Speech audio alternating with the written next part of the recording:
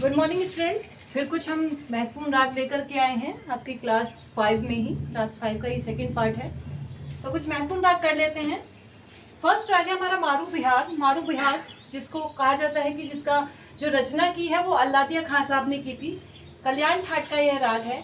मारू बिहाग जैसे कि मैंने आपको बताया, यह भी दो रागों से मिलकर के बना है। जो बिहाग और कल्याण दो रागों से मिलकर के बना है, बिहाग और कल्याण।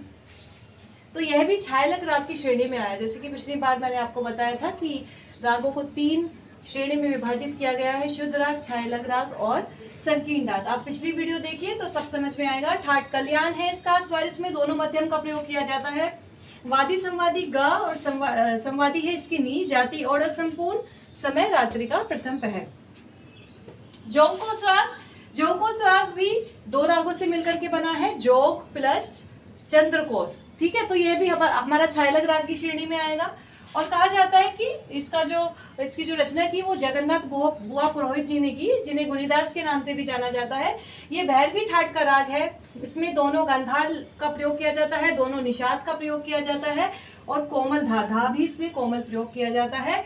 वादी इसका माँ है, संवादी सा है, जाति शाड़व है, समय रात्रि का तृतीय पहर है। बैरागी भैरव, बैरागी भैरव भी बहुत प्रचलित राग है। यह भैरव ठाट का राग है।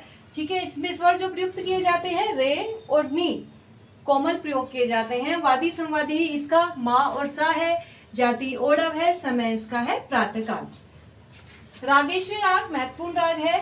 ठाट खमाज है इसका, स्वर नी कोमल है, वादी संवादी गा और नी है, जाति ओडव संपूर्ण है, समय रात्रि का द्वितीय पहर है।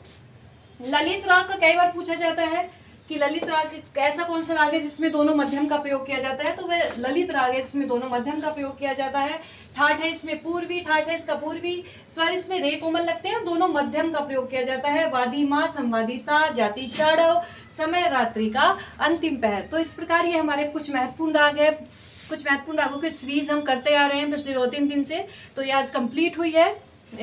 इसके बाद हम कुछ नए टॉपिक लेकर के आएंगे। जैसे बहुत बच्चों के कमेंट्स आ रहे हैं कि वो सारना चतुष्टयी एक बार समझना चाहते हैं।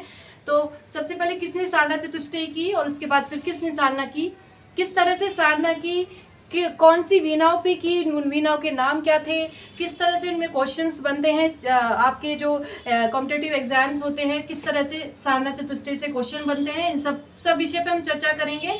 आप हमारी वीडियो को शेयर करिए, लाइक करिए और जो चीज़ें समझ में ना आए कमेंट करिए। अगर आप चाहते हैं कि कोई ऐसा टॉपिक जो आपको लाइव क्लास में आपको चाहिए कि लाइव क्लास के अंतर्गत जिसके अंतर्गत हम कुछ चीज़ें पूछ सकें, तो आप वो भी कमेंट करिए कि मैम लाइव क्लासेस हमारी इस टॉपिक पे लीजिए, मैं वो भी आपके लिए उपलब्ध कराऊंगी, अपने लिए आपके लिए ज़रूर समय निकालूंगी। तो जल्दी से आप लाइक कर दीजिए और कमेंट कर दीजिए और शेयर कर दीजिए। Bye bye.